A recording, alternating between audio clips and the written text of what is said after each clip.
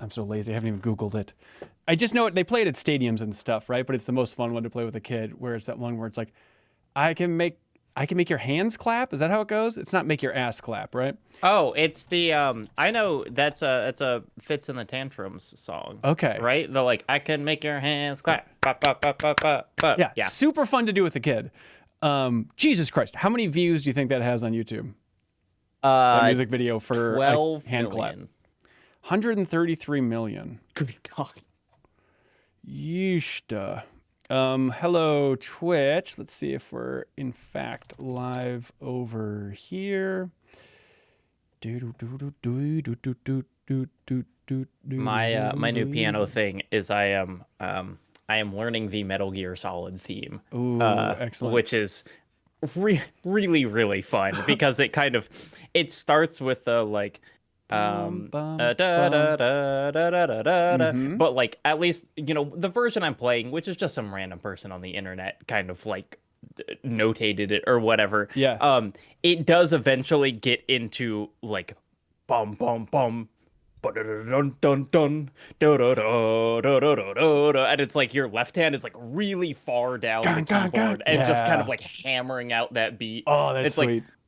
Like, it's playing early video game music is really fun. I mean, it's like I know that's not that early, but like where it can't be that complex, because they were just like limited by the amount of sounds that the console could make it makes it easier to learn. Yep, and also you're extra motivated for it too. Hello, by the way, welcome to Bonus Pod. But let me introduce some other things. I remember like one of the first songs I ever learned to play on guitar when I was trying to learn how to play guitar in high school was like Terra's theme from Final Fantasy VI.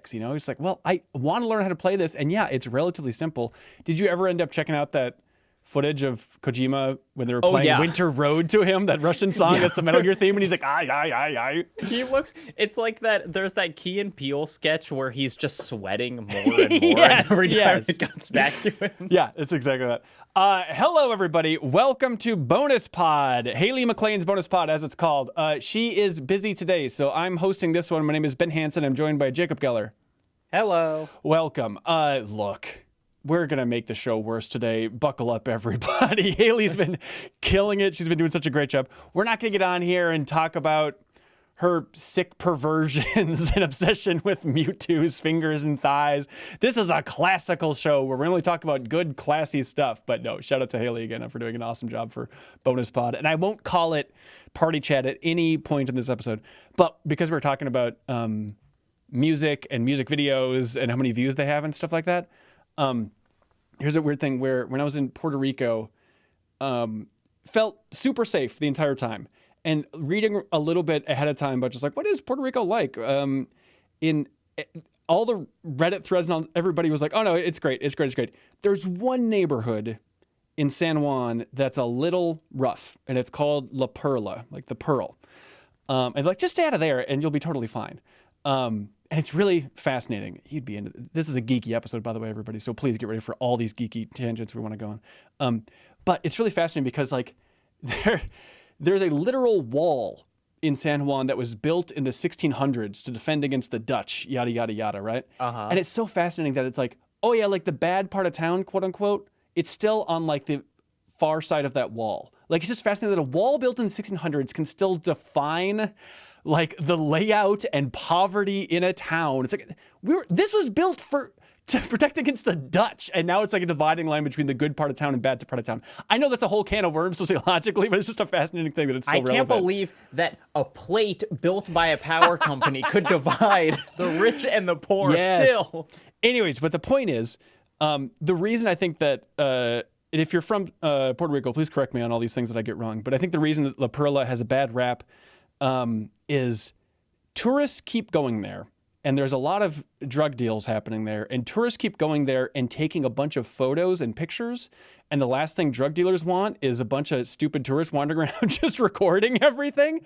So a lot of tourists end up getting stabbed, is basically how it works out, right? But Jacob, the reason that all these tourists keep going there and filming, try and guess. Because something was filmed there. Oh, okay. So it is. I was going to guess like movie set location, but close, a specific very close. thing. There is one of the most popular videos on YouTube was filmed there. Oh, is it like the Despacito music Wow. video? Yes, Despacito's music video, which we looked it up, has 6.5 billion views. Yeah. And it was filmed in La Perla, apparently. So everyone's like, oh, I want to go see where Despacito was filmed. And they go there with their cameras out, and then they get stabbed. And it's like, well, this Puerto Rico isn't safe. It's like, no, you idiot. You just went to the worst part with your camera out. You can't do that. About once every 6 months, I will just look up the current list of most viewed videos on YouTube because Yeah. I find it so fascinating. And like, especially because I remember what the most viewed YouTube videos in like 2007 were when it was like Evolution of Dance, number Yeah, one. And right. like a video that just had a thumbnail of like cleavage was like number 5. That and was back in the now- good old days when it was just called cleavage. That's all you had to do. It's like citing the dictionary source for cleavage. Yeah. And now what's fascinating is like what's in the top 10 that's not a kid's video? Because like I think 6 or 7 out of that 10 are like Coco Melon or the like. Yeah, it's. I thought you were going to say like something. No. It is fascinating to see what pops off in a big way on YouTube.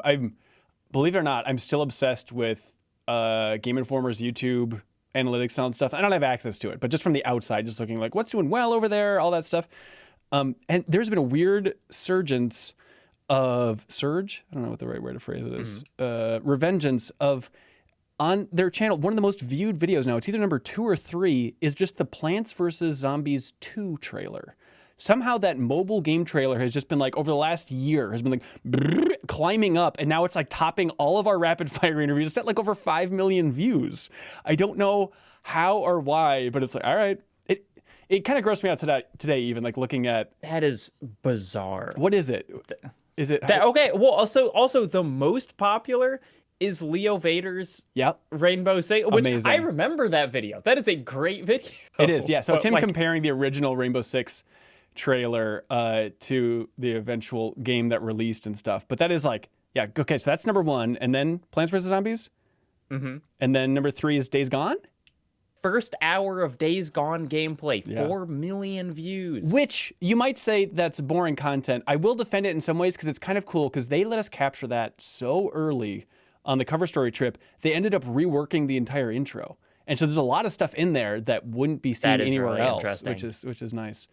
Although I think I remember at some point, like PR was very sensitive on that trip about not comparing the game to The Last of Us.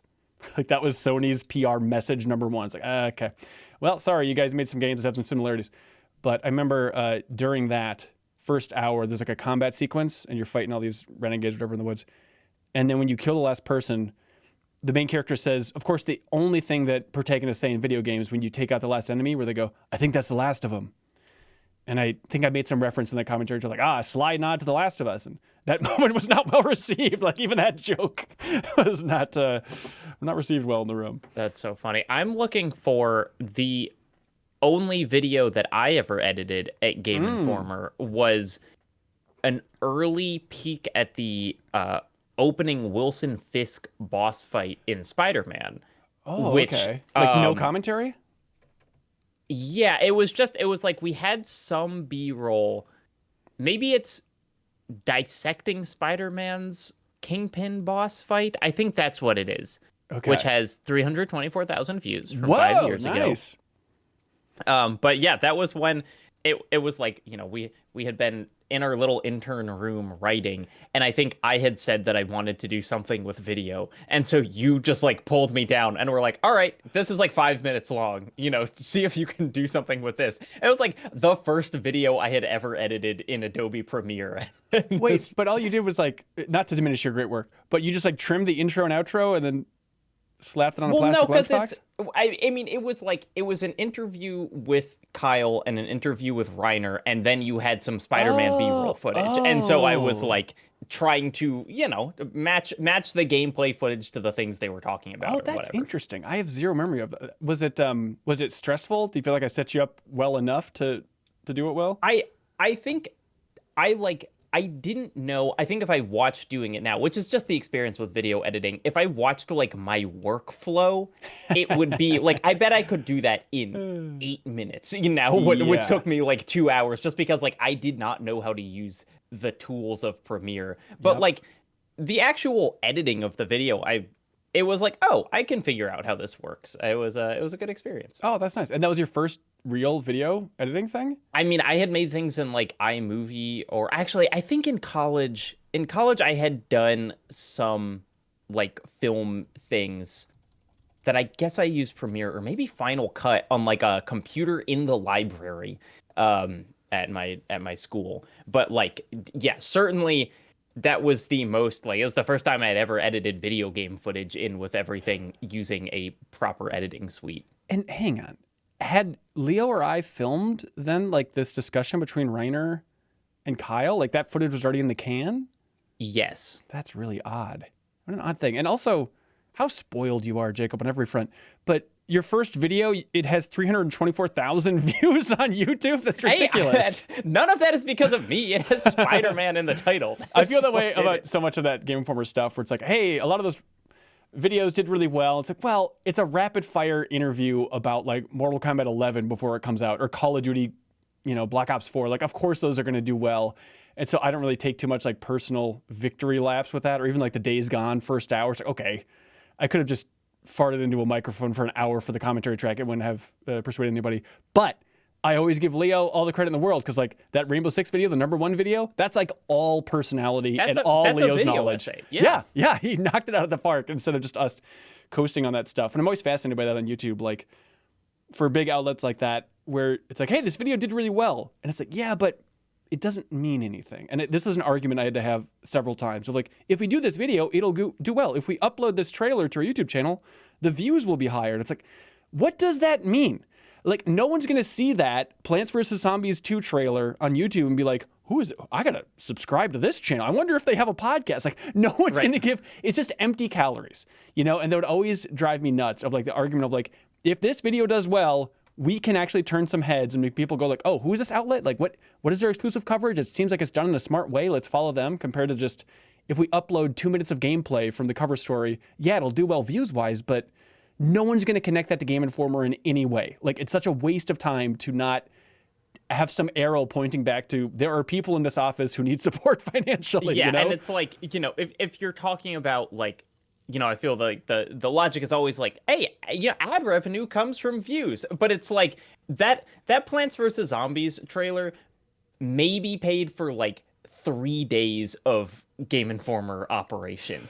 It's maybe that's maybe pushing it. I mean, you maybe have a better sense of that. I don't know how much money you'd get from a $5 million. Oh yeah, and it's 1 minute long. Right. So no, it paid for 12 hours of Game Informer. And the truly twisted part is, I have no idea where that money went. The money went to literally GameStop somewhere bottom line. It's not like it was set aside for Game Informer purposes. Like, it truly was just lost to the ether, and it was the most frustrating thing in the world. Like, why are we even monetizing this? Like, if all the money from YouTube ad revenue went back into like Game Informer's video production budget, which is an argument I made a bunch of times, like there's something there, but like it's not. It's just being sent out a window to some GameStop executive in theory. It's just the most infuriating stuff.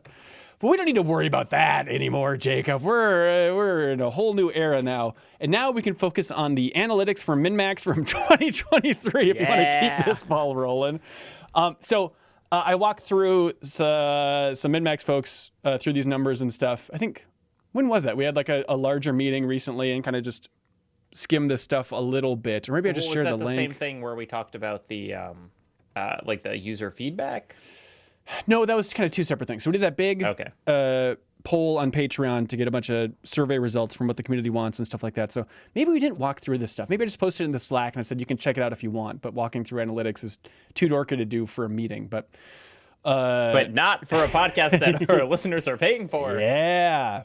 Okay. So YouTube analytics for MinMax in 2023. If you're a geek for this, thank you for caring.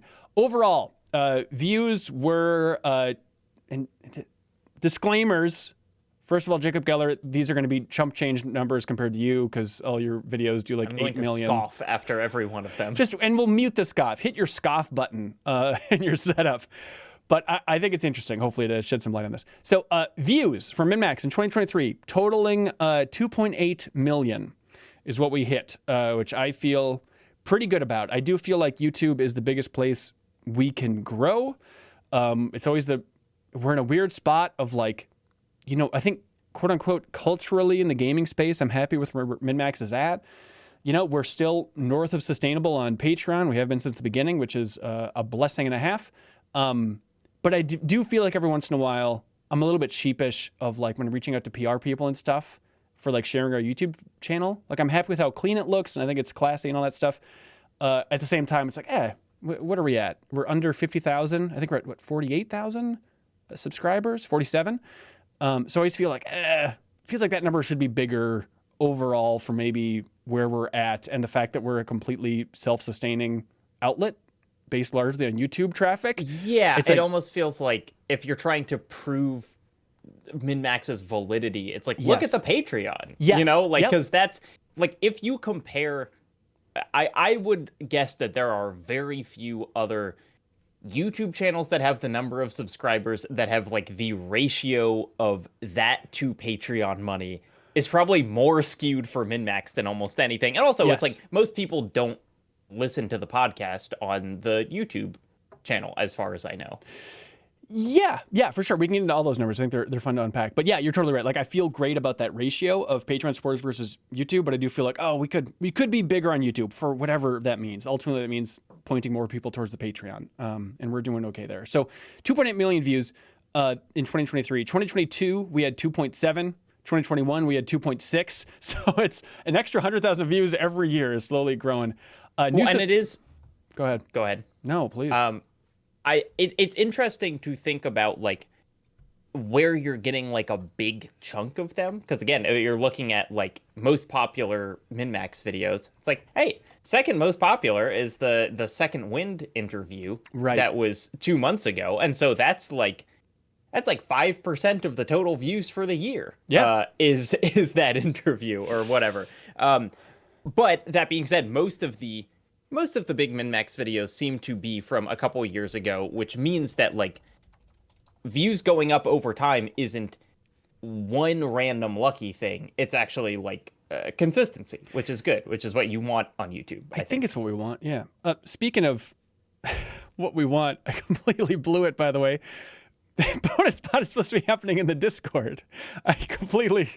I've not done this show for 3 weeks and I completely blew it. So Jacob, do you want to meet me in the bonus pod channel? And that's where this thing actually happens. So the community's there. I'll meet you in the bonus pod channel. That's so embarrassing. All right, start the stage. Bonus pod. Oh, Haley, forgive me. Sweet Jesus, forgive me. No wonder the layout was all broken. Jeez, oh Pete. This is sad. How sad. This used to be a real show. All right. Forgive me, MinMax Council members. What an embarrassing act. All right, let's get this layout looking a little bit better. Click to see attachment. Everyone's furious. The point of an outlet, Jacob, is you got to keep the community happy, no matter what. That's right. Okay. So let me get this exactly right. All right. And then let me make a quick note on making this seamless for the edit. Okay, sweet. See, this is why Haley's a pro and I'm a hack. Yes. I can't see you anymore. Is that fine? It's fine if you can tolerate it. If you can tolerate not seeing me. I can tolerate it. Okay, good. Okay, we're back. Ready to go here. Let's see. New subscribers, 8,600. Doesn't seem like a lot, but it seems all right. 2022 is, we got 8,300. 2021, we had 8,800 new subscribers. That's certainly some numbers we could work on pumping. Watch time, 958,900 hours. That is up compared to 917 from last year and then 808 in 2021. So people are watching for longer, which is nice because I don't think we're creating that much more content on our end. Doesn't seem like it's like a night and day difference. So that seems solid. And then if you want to be a geek for this stuff, 2023 YouTube revenue was $12,000. So, when we're talking about like how much these videos make on other outlets and other channels, yada, yada, for us, for a total of 2.8 million views, we made $12,000, if that makes sense, which is definitely helpful. Let's see. top 10 videos. Yeah, you mentioned number one by a mile. It was the Yahtzee Second Wind interview, which is nice to see. Interviews doing so well. That's definitely a case of like that channel was just taken off in a big way. And that was definitely one of those things where I think it was like they announced Second Wind, they launched it, and then it felt late to me of like, oh, I forgot. I guess we could do an interview. I guess that's kind of our wheelhouse is doing the quote unquote exit interviews. Maybe I should reach out about that. And so it already felt late, but you know what? It was not too late to have a big impact there. So it was nice to see those folks. And also, I mean, you talk about empty calories versus what's the opposite of empty calories, Jacob? Healthy calories. Healthy, good human calories. And that was a case of like, look, you know, it's always kind of the Trojan horse with the interviews is I try and make in the intro, like to sell, quote unquote, sell min-max as efficiently and quickly as possible. And so that was really easy for a case of like, hey, you know, Nick Calandro over there has cited min-max as an inspiration for Second Wind. And here's us. We're also an independent outlet, but here, check out this interview, checking out this other interview, like independent outlet, like that type of connection, I feel like turned a lot of heads. And so that's where most of our subs came from was people watching that and being like, hello. Game Awards reaction video was the second biggest. It was at 38,000 views. I think that's gone up a little bit since then, but that was us in the studio, which is always fun. And, you know, we always get lambasted for like, who are you idiots? Shut up. The games are talking. But it's like, well, that's probably a sign that we're reaching an audience outside of our normal ones. So it's a mixed blessing, you know, so I guess it's a good thing. But that one was nice. And again, I'm not trying to be Lord on top of a mountain here, but that one I think worked out well because we also did a code giveaway for Star Ocean 2 in that. And so that also led to a lot of folks jumping in to get that code. And so that we got a big boost on Patreon because of that. So I'm glad that video paid off, hopefully as well as we wanted it to do. Then the interview for Skyrim's lead designer was third with 31,000. That is Bruce Nesmith talking about origins of Starfield and all that fun stuff. That one made an impact, which is nice. PlayStation Showcase reactions after that. After that, number 5 was Deepest Dive on Tears of the Kingdom. That first episode had 27,700 views, which again doesn't sound huge, but for us, that's very important because it's 27,000 people where we're immediately making that message of, hey, this is the best most thorough discussion about Zelda on the internet. Please jump in and support it. And so that, again, has a huge impact if we're packing the whole thing full of meaning. Jacob, easy takeaway is looking at the top views for the videos. Like Deepest Dive, by the way, number 10, Deepest Dive on Armored Core 6 at 23,000. Jacob's a beast over there. Thank you for sharing that on your channel. I think that brought in a lot of folks. That's greatly appreciated. But it is interesting. It's a lot of reactions and it's a lot of interviews for the top 10 for min-max. Yeah. The easy solution, the easy shorthand and takeaway is, oh, do more interviews, do more reactions. I still feel like I can carve out time, and this is a whole min-max discussion, but like offloading some duties has given me a little bit more free time to put out fires in my personal life. No, everything's fine, but just in terms of with the baby and stuff, it definitely helps in a big way.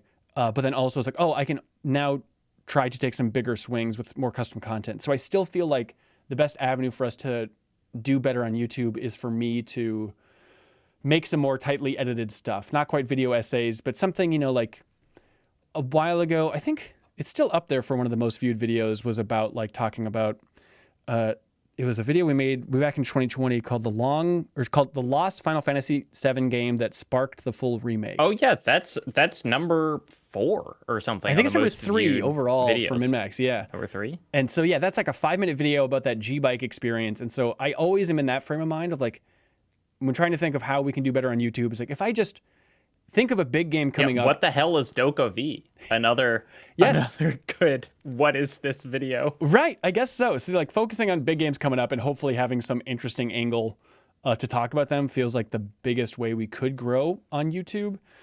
But Jacob, do you think we're thinking too much? And it's just, hey, look at the results. Do more interviews and do more reaction streams, you idiot. No, I don't think it's just that. Because I honestly, it's like, I think in the same kind of thread of like, what does that mean? Yeah. You know, it's like the regular min-max features are the meat and potatoes here. And I feel like kind of, I don't think the interviews are gravy or dessert or something, but I do think for people to stick with min-max, they need to like more things than just the interviews and the reaction streams. Yes. It's like that is not. I don't think people are signing up for the Patreon just because of how much they like the interviews. It's like I think they have to enjoy the interviews and be a big fan of the Min-Max podcast and like the cohorts in general. And so like it is, you pull people in with this kind of stuff that can go beyond the normal boundaries of the Min-Max audience, but like for them to stay, for them to care, there has to be like the foundation there. Oh yeah. And I think that foundation is going to be Min-Max show. So, it's not to say don't do new stuff, because I think that does well, but it's like if we started focusing, if we did like way more reaction streams, I don't think that would actually affect our kind of end result that much. I don't think so either. And also if we did more reaction streams, it'd be for stuff that we cared less about. And so it's like, we're not like hype monsters. It's not like we can just go on there and feign interest and be like, woo! Like, it's just not, doesn't feel sincere. So I'm totally with you there. But I do think, messaging all new supporters on Patreon with that idea of like, hey, why'd you support us? Like, so many people will say, probably number one reason is like, oh, I just really like your general, like, optimistic, positive podcast without being too cynical, but not being too naive at the same time. Like that mix. It's like, it just seems, I like the group is kind of the number one takeaway. And then, people do cite like, oh, I like the interviews, like the more serious stuff as well. But it totally is like, hey, I found this podcast where I like the group of people and it looks like they're doing some serious stuff around the edges every once in a while. It's not all personality based. And again, that's just a message that I'm probably more sensitive to, so I read into and pick up on more. But I always like that combo of like, come for the group and stay for the interviews or reaction streams if you're a maniac. I don't know.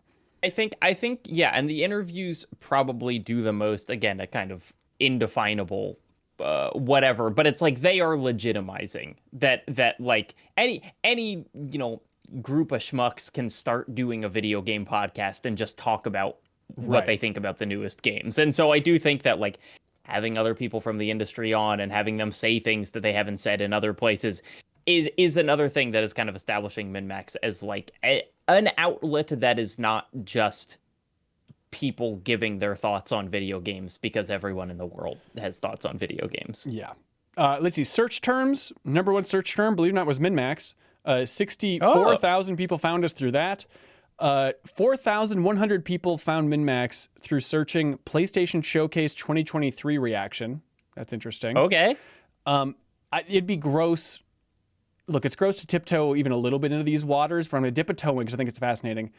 If I ranked out search terms for every cohort and the number for how they brought in, I think that's gross. But I did think it was interesting. Kelsey Lewin brought in 14,000 people. People searched Kelsey. That is really interesting. It was the number one person that people search for, because I think people are like, she had a YouTube channel. Where is it? And then people find Min-Max, which is lovely for us.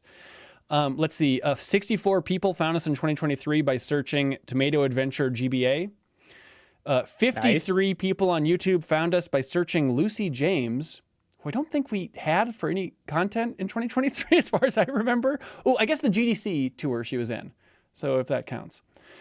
And 51 people found us on YouTube by searching Magic School Bus Explores the Human Body, of course, which is delightful to see. Yeah. You wanna hear some of mine? These are I don't have the numbers, but just top searches. Different types of horror games. Best liminal space games. Horror games that will give you nightmares. The video game that is impossible to write about. Ooh, all right. There we go. Perfect. Which, I don't know what that is. What is the video game that's impossible to write about? That's not the name of an essay? Nope. These are I think YouTube suggesting search terms that like my audience really likes to search. Oh. Which is slightly different than what is bringing people to my channel. Right. Let's see. YouTube, the Min-Max show, averaging all the views for the Min-Max show in 2023. It averaged to 13,735 for YouTube, which I feel good about. The highest viewed episodes of Min-Max show on YouTube were the Min-Max Awards in 2023 that garnered 27,900. Then the Game of the Year Debates Part 2, Game of the Year Debates Part 1.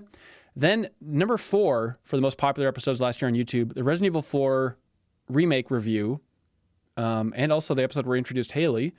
Number 5 was Starfield review, Sea of Stars, Armored Core 6. Number 6 was the Game Awards' biggest reveals, GTA 6, Brandon Jones, all that fun stuff. Lowest viewed episodes of the podcast. Look, I'm not pointing fingers, but it was the Picross episode featuring Ben Reeves with Kyle hosting, and he did a great job, and I liked him following his passion. But that got 7,000 on YouTube, which again is not the end of the world, but it's fun to like try and find the range for YouTube episodes of the Min-Max show. And that can be a pretty big swing, right? Like not counting the Game of the Year debates, knowing that every episode of the podcast is pretty similar, I would hope, in terms of quality. That's the goal at least, right? But just knowing how we put a headline in there and a thumbnail, the views can range from 7,000 to 19,000. Like that is such a lot of pressure on the YouTube and on the YouTube thumbnail and headline. And so I always maybe annoy people for trying to have some angle, something that's going to be a good hook for folks in each episode of the podcast. But hopefully it pays off because I would like to have folks hear the other games we're discussing in an episode instead of just the biggest thing. But you need to have some big thing to get folks in the door, you know? Do you notice on your podcast downloads, are those more consistent? The number of downloads between episodes? Very much so. Very much so. Okay. So for the audio episodes here, let's see, the average podcast listens, and this does not include the Patreon podcast feed, which is the ad-free version, and that gets sent out to about 3,000 people every week. I don't know exactly how many people are listening there. There's no analytics for Patreon, which is annoying. But average podcast listens just for the audio version is 22,189. That's up from 19,000 in 2022 and then 17,000 in 2021. So the audio audience is growing, which is really sweet to see. And yeah, there's a lot less range. Whereas YouTube, it can go from 7,000 to 19,000 per episode. And then for audio listens, it's, again, it all comes down to that headline again, but it's, you range from, let's see, well, I guess you range from 17,000 to 30,000, I guess. So, yeah, but that's, I guess, for regular episodes, the range is about 10,000, 8,000, maybe for the biggest gap. But by and large, we're hitting that average of about 22,000 per episode. And the Game of the Year stuff killed it. The highest episode for the audio listeners was the Tears of the Kingdom review. And then that was also labeled Hansen's announcement and then Jenna Stieber. So maybe that was cryptic enough, along with Zelda being in there for being the big one. A Starfield review, Sea of Stars, Armored Core 6 did really well there. The lowest episode of the podcast, audio listeners, the Picross special featuring Ben Reeves. I'm sorry, it's true. The Mind of Miyamoto, by the way, which is an episode I liked, having like a focused angle like that. That was also, it was number 6 for the lowest listened to episode, which is kind of a bummer. It didn't hit 20,000 audio listens, and it only did 10,000 on YouTube. So it's a bummer that kind of special themed episode was in the realm of the lowest absorbed of the year, but I still like it. I agree, especially because that gave me the anecdote that when Miyamoto retires, he wants to make a big Donkey Kong mech suit and walk around and do jobs. That's perfect. one of the strangest things I've ever heard that is, I think, a historical fact. Let's see. Also, Twitch analytics.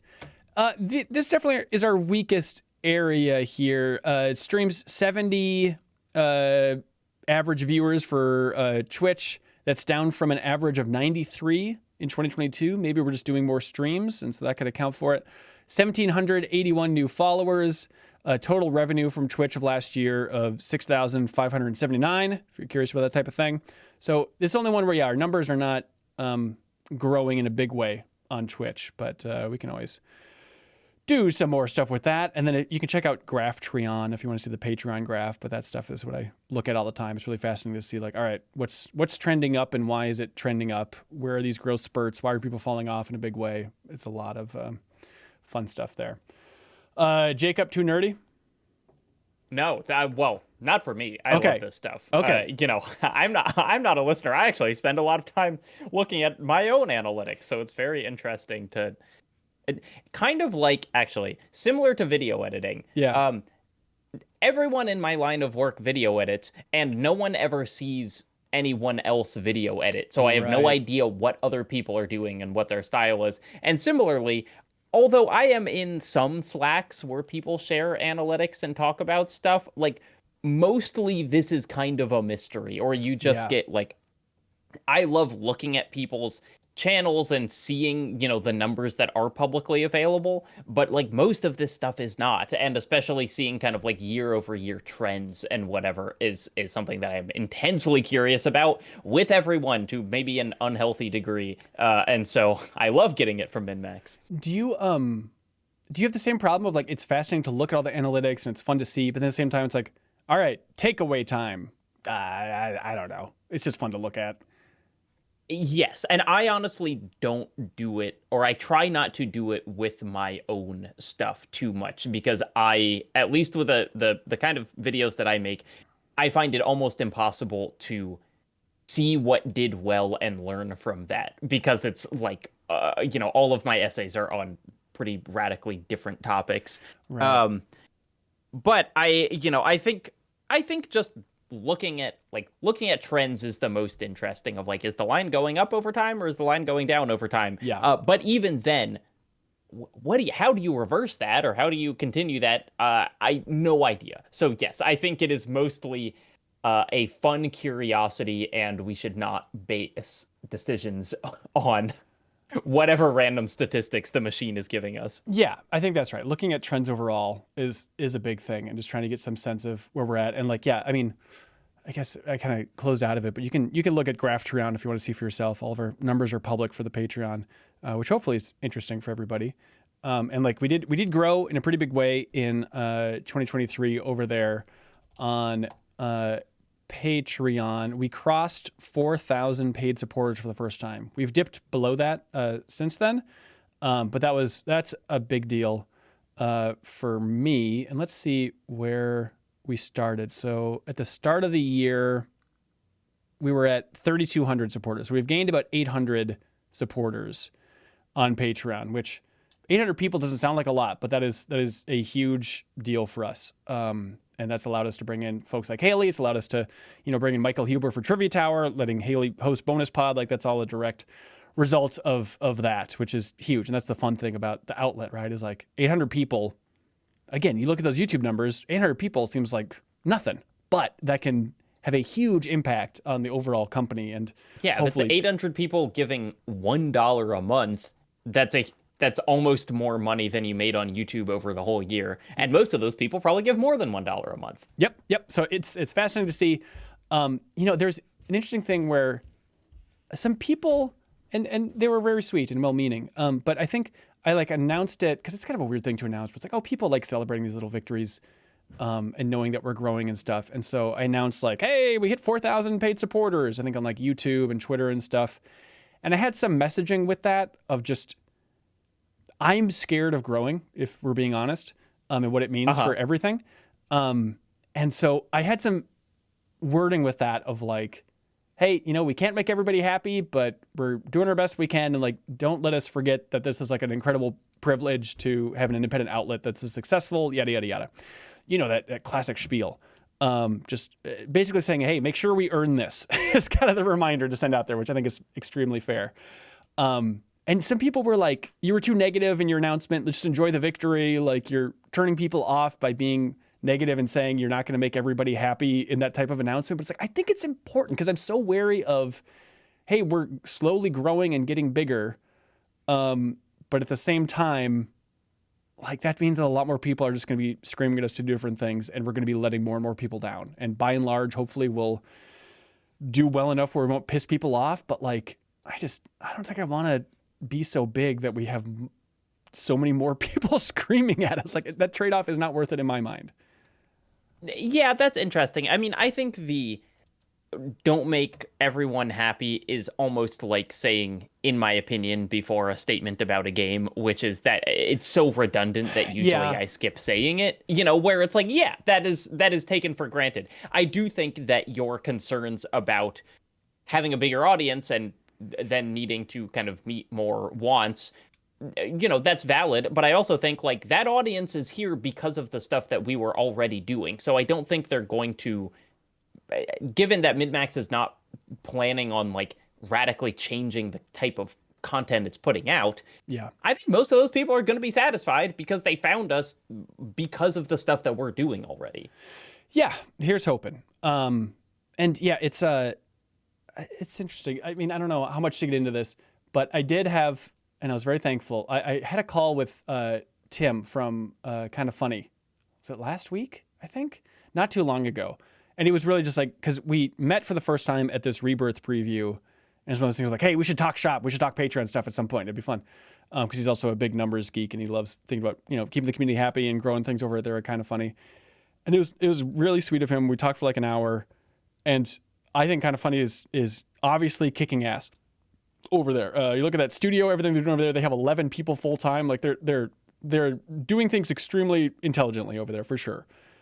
And still at the same time, at the end of that call, I was like, I don't think I want to be Kind of Funny. I don't want that to be our end goal. And so trying to find that line of what should the outlet look like if it's not on the growth towards Kind of Funny. What is the quote? End state, final game, peak happiness for everybody involved, state for min-max. Like that's the stuff that I lose sleep about. And I have a lot of thoughts on it, but I just don't think having a studio like Kind of Funny and employing 11 people full time is like, I don't think that's making anybody happier. I don't know. It's the capitalism trap of like, you can't be successful and leave it at that. Like you have to keep doing more. And I think about this with Patreon itself, like Patreon, the website, which should be the simplest website in the world, where you are simply able to get money from people and give them something, and you can like portion that out via how much they're paying you. And instead, Patreon for the last 8 years has been adding features that I don't think people want and taking away things that people do like, in an effort to become something more than just the thing that everyone wants it to be. And I think the kind of, on a more individual level, when you are making more money, you feel like now I have to be doing things differently because I was doing this when I was making half this much. And if I'm making twice as much, then like that means that I have a responsibility to do something else. When like that's not why people are giving you money in the first place. Right. I think it's really a trap to think that you have to like change things because you are being successful. Yeah, definitely. And it's like, we talk about it a lot, but I'm so wary of creating treadmills of content. Like hopefully, and again, call us on if we're not doing it, but like hopefully creating more interesting content that's more spaced out, more interesting interactions with the community. Like that just seems like such a healthier way to go. And we have such an interesting structure at min-max where it's like, we've talked about it 1,000 times before, but I'm the only person that's full-time, that everyone else is contract basis. Some people, and there's no like set amount of hours. It's just some people have a lump sum versus some people are paid hourly if you really want to get behind the weeds or behind the scenes and stuff. And it's also a thing of like, I think a wild majority of folks involved with min-max, like they don't want to do it full time. And so it's a really weird dynamic that we have. But look, there's a lot that we can talk about on this episode overall. There's so much ground to cover. But I had a fun weekend here. I think it was like Friday. I went to a coffee shop and opened up like the big min-max planning doc with like just a dumping ground of ideas that has been building up since 2019. I mean, every year I like prune it a little bit, and like it's 55 pages long, this Google Doc of ideas and things we want to do. And it's so funny. I was going through so much of it and just trying to clean it up for this year. And it was so nice to be like, so many of the ideas like, oh no, we kind of did that, and a take on that idea from New Show Plus. Like New Show Plus has like been such a crucial component for like, just get this idea out there, let's try it, instead of just something sitting on a Google Doc since 2019, But it is nice just to see like the different themes that pop up again and again. It's like, okay, clearly I've been writing down this idea in different forms since 2019. We should do something in this vein. So it's fun to clean up that doc in a big way down to like, okay, these are actionable items for 2024 here. But speaking of content, all this fun stuff, a couple things. A lot of people are out there talking about, a couple are wondering like, hey, who's on the deepest dive for Rebirth that we're doing coming up? That's a great question. This has been the hardest thing to schedule by far with min-max. Like this is brutal. And so, for years, I know I've been saying like nothing in the world, a meteor couldn't stop us from scheduling the deepest dive on Final Fantasy VII Rebirth. Like, of course we're doing it. And yes, we are doing it. But it has just been haymaker after haymaker. No. Everyone's fine. Everyone relax. But it's just like, it's an extremely challenging time for everybody involved. So here's where we're at. Ronnie and Grant are in. I know people cared about that. Like my old friends that are big Final Fantasy VII fans, they're in. That being said, the scheduling for those two is black diamond difficult. Like there are things in both their lives we can get into, I suppose. It's a little personal, but everyone's good.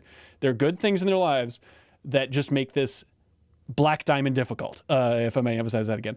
And then there are things in other people's lives that make it extremely difficult. And so number one is we really wanted to do this in person in the studio. We feel like that's going to completely change the feeling for this recording. It'd be so much more fun to do that in person, which is tricky because that rules out some people like a Jacob Geller, some other folks that might be interested, maybe. But even then, as we've panicked and said, oh, can we do the deepest dive on Rebirth?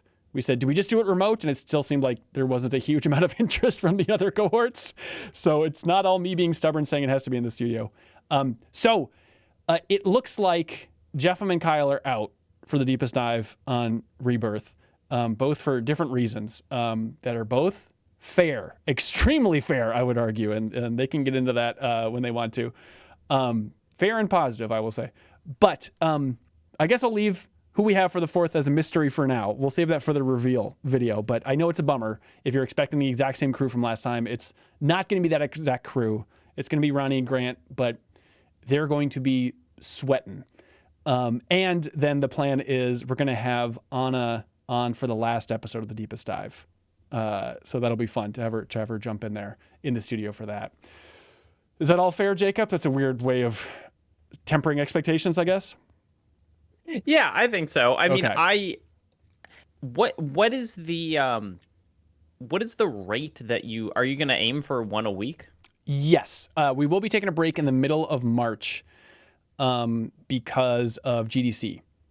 And so we'll be taking a break there. And actually, I mean, this seems like a fair place to talk about it, I suppose. Got to talk about it at some point. We're thinking about structures and worrying, like, is there too much in the early parts of this game to tackle in the first episode? First episode, the game comes out on Friday. We want to record the first episode Monday. So that gives you a couple days to get through a ton of content if we're going to divide this up into fourths.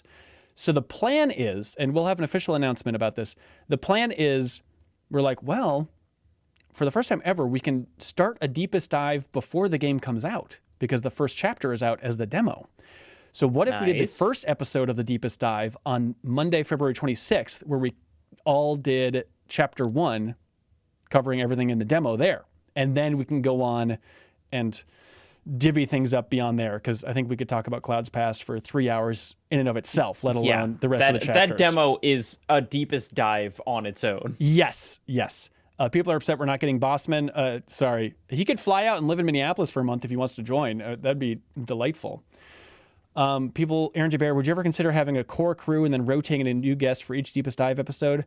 I would be up for that. I think that honestly was the plan due to scheduling conflicts for a while, but then things shifted around a little bit as well. So this might feel a little bit more like that than normal. I feel like for Zelda, we kind of did that in some ways. Jacob joined eventually. I feel like people didn't like it. Well, they didn't like that the final episode didn't have any of the core crew from the first episode. I understand that. I understand that frustration completely. That was a weird situation for everybody. So I know that's not ideal. Honestly, having Ronnie and Grant is most important to me. Okay, yes, they will be there for the beginning, but it's going to be stressful.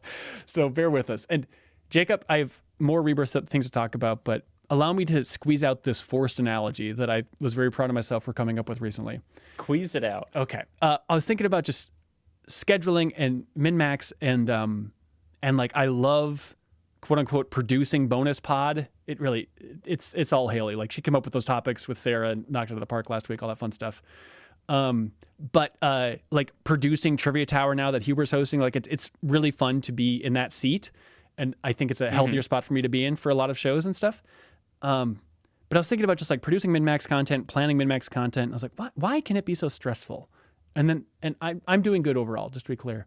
But I was thinking about it, it's like what it is like producing min-max content every week.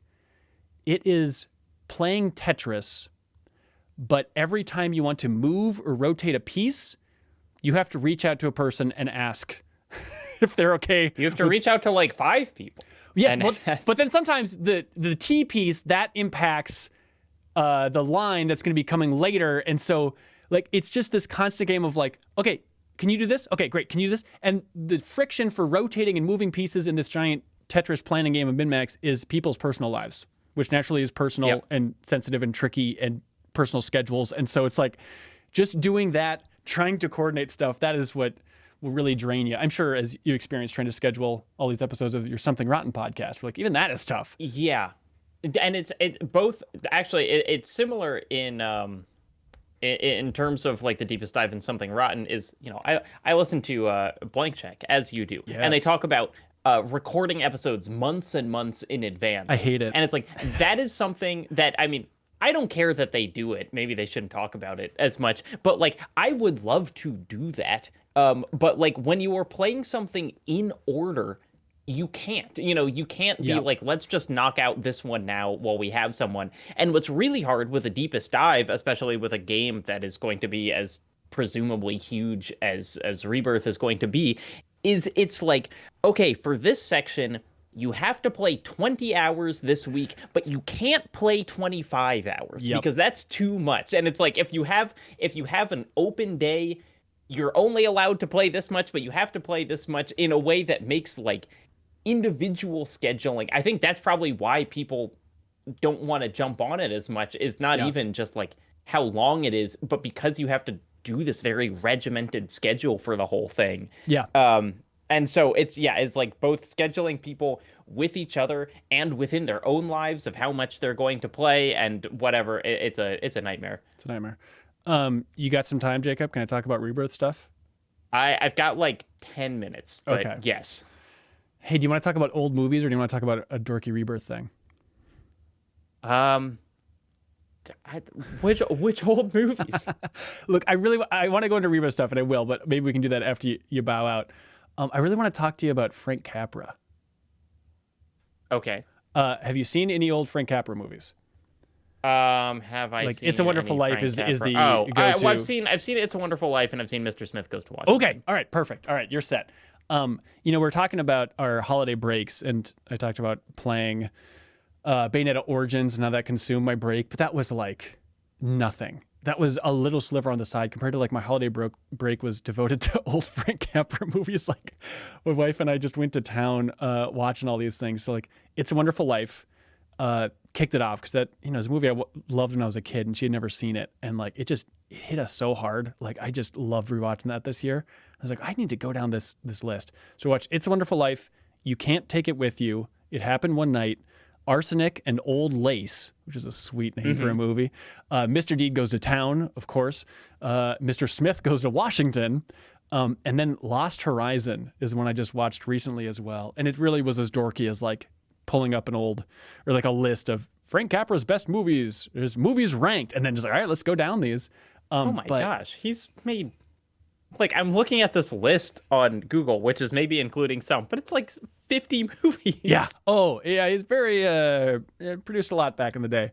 But watching all these movies from the 30s and 40s, it has just been like a balm for my heart. Is that the way to phrase it? Like, it's just fun. And that's the thing is, if you're some snob out there that's like, old movies, they're slow, they're boring. Like, no, you're thinking of like movies from the 70s are slow. Like movies from the 30s move, baby, especially Frank Capra movies. Like don't have that conception in here. And it's so fun watching these movies that are almost 100 years old and like comedically hold up incredibly well. They move, they're fascinating. Like it's just obviously fascinating to see where society was 100 years ago and how many things still hold true, how many things are still funny. And then also there's those moments of where you feel like these films from America, it feels like, it feels weird to watch these films and feel like you're absorbing like a different country.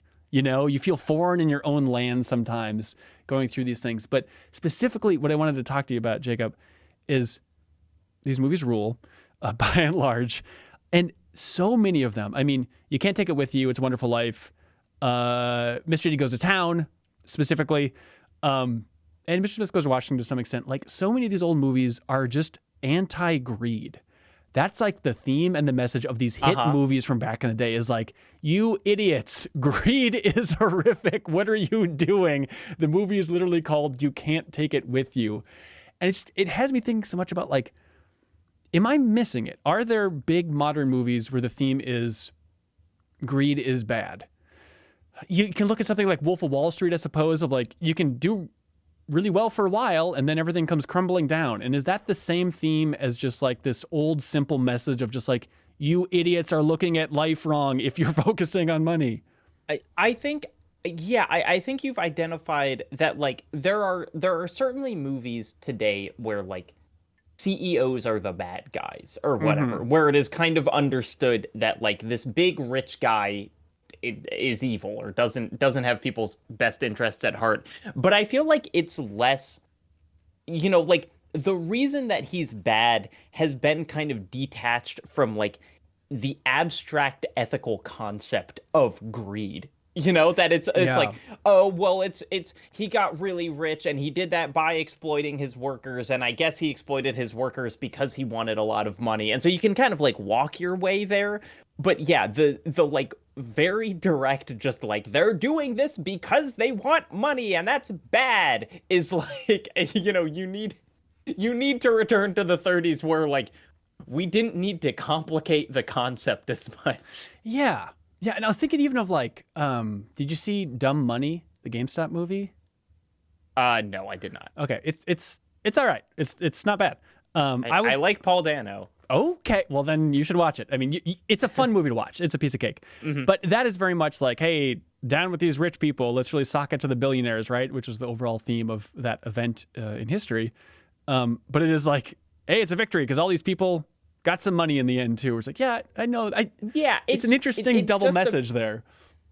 I think that's why it's like I haven't seen it, so I don't want to comment too much on it. But even the whole cultural narrative of that GameStop thing, it's like it's not about making billionaires go broke.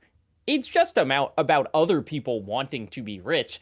Which is fair because being working class sucks or whatever, but like it's not. Sure, it's like yeah, the victory at the end is everyone gets rich, everyone has a lot of money, rather than like we live in a more equitable society. Right. But I mean, there's just so many moments in these old Frank Capra movies that just still work really well.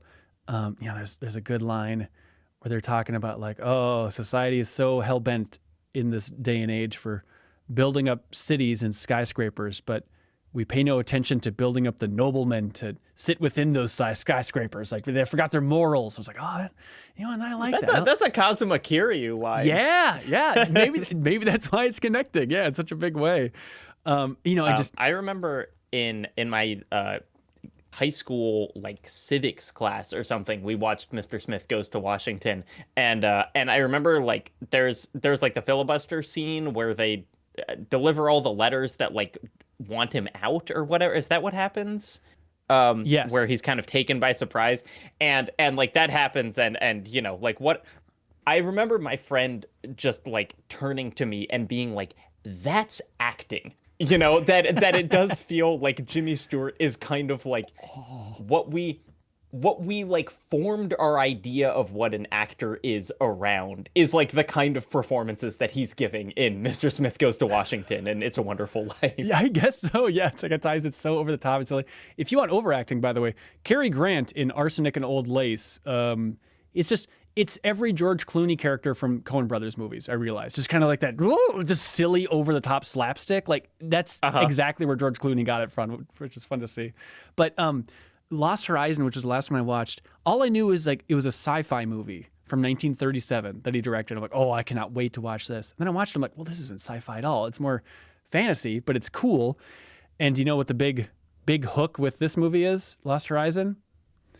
What's the hook? The hook, or the interesting part, is we're watching it and I was like, well, this can't be where it originated. It's like, oh, it is. This is where Shangri-La comes from as a concept, is they find a mystical society in the Himalayan mountains called Shangri-La. And it's the perfect society where nobody or aging barely exists, right? And money doesn't exist. It's kind of this hippie commune. But believe it or not, these people go there and some of them can't handle it and some welcome the new age and stuff. But it's a fascinating movie from 1937. So I guess, and Shangri-La, importantly, is a real city that exists in China. But the idea of Shangri-La as paradise comes from here. Interesting. I wonder if that's a coincidence then, that it's named after a town that actually exists in China. I'm not sure. But it is fascinating on 1,000 different levels. But Frank Capra, everybody, if you just need a blast of sincerity and it's saccharine and sweet, I get it. And yes, these are movies from the 30s. I don't know if you're in this camp too, Jacob, but I feel like the least interesting thing you can say about a movie from the 30s when people are like, hey, this movie has a sensibility of somebody from the 1930s. It's like, yeah, you know what? It's going to be outdated in a couple ways. There's a couple problematic areas. It's not the end of the world. Just take it in the context of history. But, Jacob, I want to talk about some dorky Rebirth stuff, but I understand if you had to bow out in any second here. I have to bow out in a second, but I want to hear what you have to say about the dorky Rebirth stuff. Can we just talk about the piano? I don't think you talked about the piano on the podcast. Well, the piano in the demo section? Yeah, it's certainly detailed enough. It is quite cool. We'll talk about that in the deepest dive. There's no doubt, Jacob. But I want to get to this before you go. And so I understand. I'm trying to be very fair for how this is approached. I know this sounds like a weird bragging thing, and I'm not trying to convey it as that. It's just like, if I was a listener, I would want to know about this, which is at the Rebirth press event that we went to, there was kind of like a developer dinner that I got to go to. And it was a dream come true. It was like it was like me, Tim Geddes was there, and Emma Fife from Fandom was there, but not like a press thing. Everyone's saying stop bragging. Yeah, that's extremely fair. But I didn't get to do an interview with Hamaguchi, Rebirth's director, and he co-directed Remake during the event. And there's a part of me that was a little bit of a chip on my shoulder about it. Like, God, I want to get to interview that dude. But then getting to go to this dinner, it felt like this is all I wanted. It was like over 2 hours of sitting across from this game's director.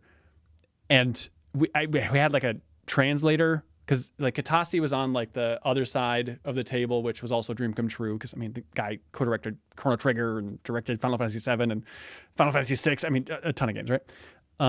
And so a lot of people were talking to him, but like on the Hamaguchi side, it was really just Hamaguchi and I and a translator for over 2 hours. And like, it was truly awesome. Like, I had to pinch myself a couple times. And to be fair, always worth keeping things in full perspective. Obviously, Square invited me to this dinner, hoping that I'd say very nice things about Rebirth, which I was going to do no matter what, right? But I understand that. Yeah, but they didn't choose your seat. Right. Yeah, that is true. So I'm not trying to be naive about the situation. I understand they're trying to get a win-win out of this. But at the same time, it was just a lovely situation where everyone just seemed really excited to be there. And he was excited to kind of hear people talk about 7 and Rebirth. And it was one of those things where throughout the entire dinner, I just kept double checking with him, like, hey, we can talk about anything else. Like, I will talk to you about Final Fantasy VII all night, but feel free. We can change the topic at any moment. And he was like, no, this is all I want to talk about. I was like, okay, great, because I am never going to stop talking about this. And there were, I'll get into the Hamaguchi stuff in a bit, but it was fun with Katase. Talked to him a little bit, and I showed him like a picture of when I visited Square Enix in 2016, like early 2016, for the Final Fantasy 15 cover story trip with Game Informer, because we took a picture with them. And it was a really stressful situation of like, full table. And I had to be like, oh, Katase-san, I wanted to point something out to you. And everyone got quiet and looked. I was like, oh, God, I have to talk to the director of my favorite game. And everyone's looking. But I was like, hey, we took this picture in 2016. And you had just announced the 7 Remake project at that point. And I just wanted to point out that I said that Final Fantasy VII is my favorite game of all time. And you said, I hope you're not going to be one of those fans that's mad about the changes we made to Final Fantasy VII with the remake. And I was like, I just want to let you know after playing it that I am not mad at all. I really loved Remake, And he was very sweet and thankful. And then he's like, oh, so you ended up liking it? Did you enjoy it? And I pointed out, I was like, yeah, actually, we did a game club with the community called The Deepest Dive, and we talked about that game for over 14 hours. So we very much enjoyed it. And he goes, oh boy, I don't think I could talk about that game for 14 hours. And I said, what are you talking about? You've been talking about this game for over 2 decades at this point. And he goes, oh yeah, I guess I have. That's right. So it's fun to get to plug The Deepest Dive to the original director of Final Fantasy VII. Tell them to like and subscribe. Yeah, exactly. And then there's a dorky moment too where we got their autographs for Gift of the Max charity auctions. And then I had my original copy of Final Fantasy VII that I asked him to sign as well. And we're going to be auctioning that off. But it was like at the end of the night and everyone was walking out the door. You should keep things. Your original copy of Final Fantasy VII? Yeah. You know what? As a wise man once said, named Frank Capra, Jacob, you can't take it with you. So what's the point, you know? All right. I'm trying to harness those lessons. And so it was really nerve-wracking, though, because we're walking out, and I brought a Sharpie, and I had it all ready to go. And I had my game case. And I was like, hey, could you sign this? And he's like, yeah, absolutely. But it was that stressful thing where I realized, like, oh, crap. I have to have him sign the front. And so, like, taking apart a CD case after you've had a bunch of drinks and you're nervous, like, it was just like a disaster to try and, like, get him to sign the front of this. But we got it. We got it. That's very funny. All right. I need to jump off, but I'm so glad that you got to meet your heroes and didn't totally blow it in front of them. I don't think we did. But thanks. Thanks, Jacob. Bye, everyone. Bye. The show goes on. Hello, everybody. Now let's really get into the weeds. Let's get dorky about this Hamaguchi stuff.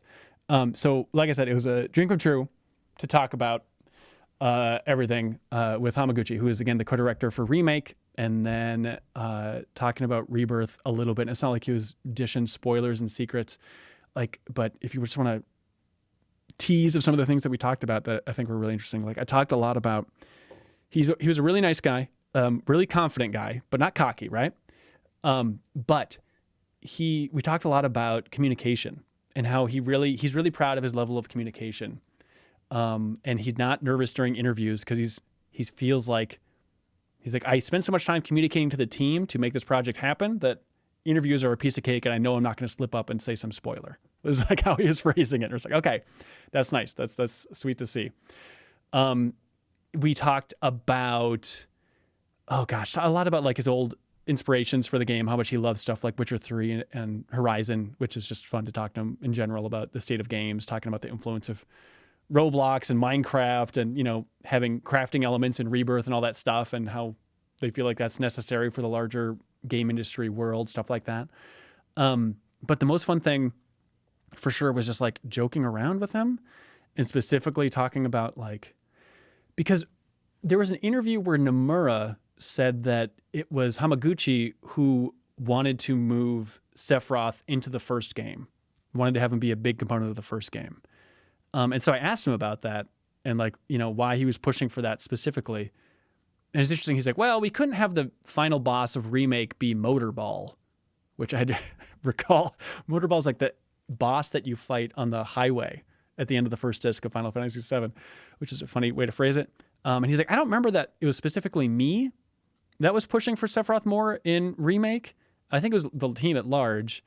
And then, you know, I was trying to talk about the obvious of like, yeah, but when you're moving Sephiroth up to where he's at in Remake, and like Sephiroth is by far the biggest mystery and just swirling vortex of confusion and lore ramifications for what they're doing with Sephiroth in the Remake trilogy. And so it's like, that had huge consequences. Like sliding Sephiroth up, that's everything. And he's kind of like, yeah. No, you're right. I mean, the questions you have are the questions we want you to have at this point, you know, for everything, talking about theory crafting and all that stuff for the Remake trilogy. But it was just really fun to talk with him about and joke with him about how much of Sephiroth is in Remake. And like specifically, I think I was talking about or joking around about the idea of Cloud and Aerith going on a date, and they can't even go on a date without Sephiroth being like, hey, just like poking in on all these events and stuff. Like just that entire game of Remake, even like playing through it again here. It's just so funny how Sephiroth is just everywhere. And even in the beginning of Rebirth, Sephiroth is everywhere again. You know, like you cannot dodge this guy. But we talked a lot about, you know, he was really worried about the linearity of Remake, and that's why they're really embracing more of an open environment for Rebirth and all this stuff, right? He's talking about, you know, just budget, not specifics on the budget, but just like trying to find the best places of having the budget for side content and Rebirth and all that stuff. Talked a lot about Hell House, which is a component that he really championed, apparently, that he really wanted to make happen, and the fact that it came together so well in Remake is amazing. So there's also stuff like, we can get into it more in the deepest dive, but there's stuff like in the demo, there's that detail where they talk about that Shinra paying rent for the Shinra mansion is keeping Nibelheim alive as a town. I was like, that is the best detail. Like, and so I asked him, like, where does that specifically come from? Like, that level of granularity about paying rent for the Shinra mansion, which is the level of dorkitude that I love in the Remake series. And he's like, oh, that's 100% Nojima. That's the game's writer. Like, he cares about that level of specificity in the games, but then also the big picture stuff when talking about the live stream and stuff. And it was a lot about talking about, like, it's a tough thing to communicate through a translator, right? But what we're trying to talk about, and it was interesting, was talking about how this part of the game is all about opening things up. Rebirth is all about opening things up in a big way, right? And at the same time, having the ending of Remake end the way it did, which I guess we won't go into full spoilers, but with the premise of now anything can happen, like that level of opening things up on a dual layer, like, was that always the plan? And so there's a lot of fun, interesting discussions about that. But it was a dream come true to talk to him. And like I talked about on the MinMax show, like, it felt like such a validating thing for an independent outlet like MinMax to be at a table like this, talking to the director of Rebirth. It's like, oh, for an independent outlet that only exists because of people's support on Patreon, like, this is just too good to be true. So thank you to everybody for allowing us to exist as an outlet, right? If you all have any calls, questions, all that fun stuff, throw your hand in the air, please. Now that I am in the right spot streaming, I'm happy to answer anything. Aaron T submitted a question over on Patreon, and they say, have y'all heard of Gate Zero? I just saw an ad for it on Instagram. It looks like Assassin's Creed meets biblical stories. Could this finally be the way MinMax does the deepest dive on the Bible? Which is something we've talked about a lot. I did not know about this, but I'm fascinated by it. I looked it up. Yeah, it's an open world game set in ancient Israel in the 1st century, and you're like dealing with Herod. Help me out, everybody. That does sound fascinating. Aaron T, you understand exactly what I like, which is talking about the Bible and deepest dives. So I'm very curious about this. Not Weirder writes in and says, there's no release date yet for Gate Zero, I don't think, but I always want to talk about it. Not Weirder writes in and says, hey all, I've been waiting for Ben to be on Bonus Pod so I can share some fun tidbits with him. But as fate would have it, the rescheduled time means I have class during the recording, so I'll stick with a written comment. I'm a university student taking a computer arts program in Montreal, so naturally there's a lot of video game overlap, but surprisingly, there's some MinMax overlap too. Here's some fun examples. All right, here we go. This is interesting. I'm taking video games as literature this semester, and the professor for the course is familiar with Jacob Geller's videos. Oh, sad he's not here. Sadly, they're not on the syllabus or anything like that, but I'm sure he'd appreciate the selection of games, including Kentucky Route Zero, Papers, Please, and of course, Modern Warfare. Awesome. 2, a professor I had last year worked at Vodio Games, whose unionization efforts made it consideration for the best thing in 2021 MinMax Awards. Yes. I really was curious about, they were going to be making, because that's the Threes designer, right, at Vodio Games. And they were at some point going to be making an RTS. It looks so cool. Number 3, though, says, I randomly learned that Elise Favis went to the same university as I currently do. And about a decade ago, she hosted a video game-themed college radio show at the same station I've just started hosting at. Sadly, it seems her show has been lost to time. Oh, that's so sad. The plan is that Elise is going to be on the podcast this week. So you should write in about that, Not Weirder. Number 4, I'm also taking game prototyping this semester, and the professor for the course appeared for a brief second in a MinMax vlog, specifically the GDC 2022 travelogue, where he made that telephone stock market game in the Alt Control GDC booth that Ben played. That's awesome. Anyways, that's it. If I can stick a question at the end, I was curious if you two were able to sneak in games into your education in any way. I'm sorry Jacob's not here for this. Yeah, so the big thing is I had film studies and media studies, right, was one of my majors. Also a minor in art. And so everything I steered towards video games. And that was kind of the big thesis on my end, not literally, but conceptually, right? I had a double major in cultural studies and comparative literature and studies in cinema and media culture, and then a minor in art. But all those like media studies class and film studies class, yada, yada, yada, it was all just, here's what some Marxist from 100 years ago thought about this film. And it was like, okay, sure, this is all right. But everything, all my college was then through the lens of like, yeah, but I kind of want to take this and apply it towards video games. And so I would write papers about video games and stuff and trying to take some of those lessons from film theory and apply it towards video games. So in that way, I was able to incorporate video games in some way, I suppose. Okay. Benny wants to have a quick call. Let's get him up here. Invite them to the top. There we go. I'm remembering how this works. Although this is not party chat. This is bonus pod. Hello, Benny. Hey, Ben. Hello. How's it going, Benny? Good. I'm great. How are you? Doing good. Thank you for supporting us at the Play Games with us here on Patreon, man. Really appreciate it. Of course, yeah. Yeah. What would you like to talk about? I had some Christmas money left over, so I wanted to put it in something I appreciated greatly. So I chose MinMax for that. That's very sweet. Thank you. You can't take it with you, as they say, so don't give it to us. But what would you like to talk about, Benny? So recently I saw Gene Park post on Twitter. It was just like some screenshots of Reddit of some compliments he got on one of the pieces he wrote. And so that just kind of got me to think, what is like the compliment that you've received in the past that had like the biggest impact on you? Or like what's the best compliment someone's ever gave you on your work? On the work. Oh boy. Positive. The negative ones definitely stick with you more. Compliment. So I imagine positive. A positive compliment. Let's see. That's interesting. People are very sweet. Too sweet, dare I say, especially like in Patreon messages. This is tough. If I had more time to think about it, I think I'd come up with something that's a little more meaningful. We had a nice message here that I shared for everybody that somebody sent on Patreon.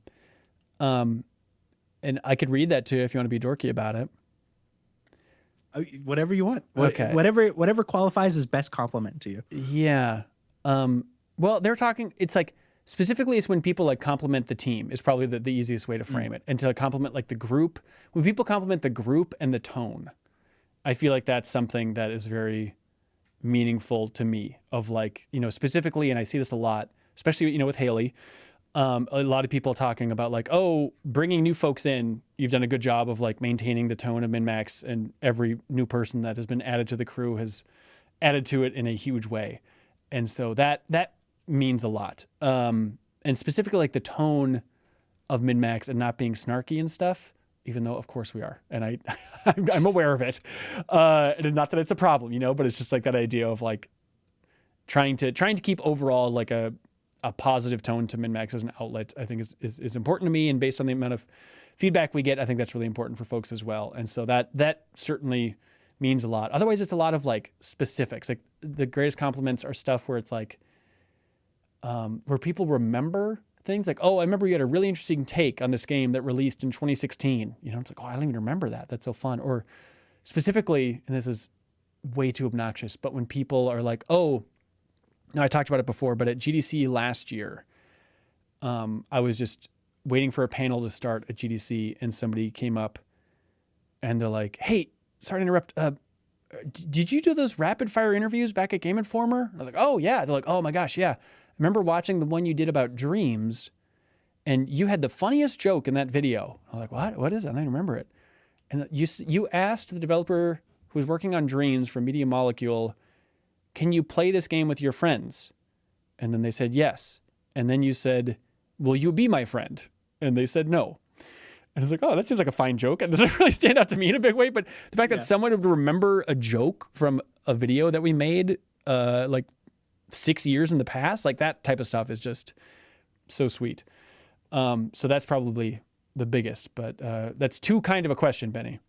So people with a really good memory make the best compliments, is what you're saying. Specificity, I think, is the greatest compliment. Yeah. Instead of just like, hey, I like the podcast. Like, hey, that's great. Obviously, it's an honor and a gift, but when people are like, oh, when you and Jacob were talking about this so long ago, and, this week at MinMax, we're recording an interview that's, if it all goes to plan, it's with some of my most impactful content creators from a long time ago. I guess it'll be at that level of tease.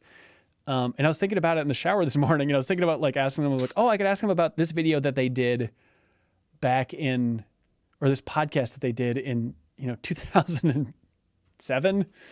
And then I was thinking about the idea of like, oh, I'm trying to remember, were they on that podcast? Yeah, they were. Yeah, I remember this person. It's like the fact that I can remember the cast that was on a podcast in 2007. I'm like, oh, yeah, maybe that is the impactful nature of podcasts, is that type of stuff can really stick with you for an uncanny amount of time. But thanks, Benny. What do you want from MinMax in the future? I'm sure I messaged you about this on Patreon, but anything specifically that you want to call out here? Man. I love deep dives. I love deep dives. Okay. Best, most interesting discussion on the internet. And also, originally when I was going to sign up, I was like, I know what I'm going to tell him. I'm going to tell him more Haley, but then that's when you guys announced the bonus pod change. So you took care of that already. Yeah, this podcast that I've now hijacked again. But just for 1 week, everybody. Haley will come back. And now I come here and you're not, and she's not even here. I'm sorry. Call back next week. All right. Thanks, Benny. Really appreciate it. Bye. Bye. Let's see. Hello, Kath. Hey. Hi. Sorry, I'm not Haley. It's okay. I just knew it was you because you keep the self-deprecating. So I'm like, okay, Ben is back. Yeah, it's not me. It's not Haley impersonating me, I swear. I just wanted to tell you that something I liked and why I continue to follow MinMax after my year of subscription finished and I resubscribed was that there are woman voices in MinMax that are not tokenized. Yeah, that's interesting. What does tokenize mean for you in this context? Most podcasts, podcasts I listen about video games have one woman. Right. And it's, she's going to play Animal Crossing. But then again, a lot of women on her team love Animal Crossing, so it's a tough thing, right?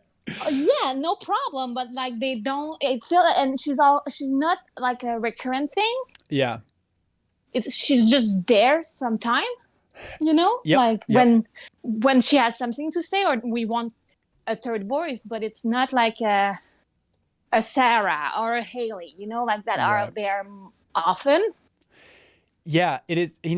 Janet really talked about this the most, and it's extremely true of like being the sole woman on a podcast is tough on the internet, believe it or not.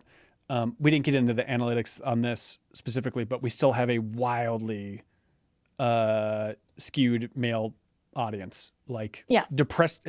Look, I'm not trying to attack men, and it's not a bummer to be a man.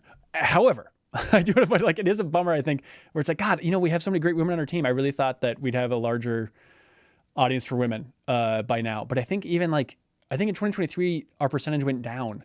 And I think it's like 2.3% or something are women. And I think it went down from 2022. Where it's like, man, really? I want to talk about, like, you should not have, like, woman-centric podcasts because that's tokenizing. Yeah. But, like, like, things like them talking about the Barbie movie because this was all something they like, and Leo. and Brian was on too. Yeah. But Leo was so respectful of like, hey, that's not my place to like main the conversation right now. Right. Right. Yeah. There's like, I think more of that for me. I felt so seen in that like recap of like just woman gushing about something and not being taken apart by it. Yeah. And so that's the thing is, I think being the sole woman on a podcast, let me tell you what it's like. No, but Janet in particular has talked about like, it's just like, you are under such scrutiny. It's just like, hey, one person on the podcast is going to be under the hot lights and everyone else is sitting in a dimly lit room, and it's like, it's just, it's such a sensitive, tricky thing to navigate. And so I know this is a weird thing for me to talk about on this episode where there's two guys hosting it, but I do love, the amount of women on our team. Like including... and that's what I like. Even when you announced Haley, I was like, "Yeah, more women," and they're diverse women. Like they are from different background, different way of life. Very Canadian. So, so it makes it really, really like interesting as a female audience. I'm gonna say that I don't know. No, I know I'm not your main one, but I think we still matter. Yeah, yeah, and I think men appreciate it too. It's always nice to get the different perspective, and it's interesting. There's so much stuff that I think gets opened up from this, and like the fact that Haley was pitched by Sarah for talking about the biggest crushes on last week's bonus pod, and Oh my god, I felt it so seen. consumed the Discord. Yeah, but it's like I don't think Sarah would have pitched that with me. You know, that conversation, if I was in it, would have been so much worse. And so like seeing that, like, all right, these two women on their own chose this topic that I would have felt like a creep and a weirdo to be like, hey, two women, how about you talk about who you're attracted to? But one of those things is like, all right, it's completely coming from them. That seems like it's coming from a good pure place, you know? Oh yeah, because that's the kind of thing we talk around wine anyway. You know, like, it's just there. Yeah, it's just for me that's the kind of content I like a lot, and I know, like, as weird as it was, a lot of people liked it too.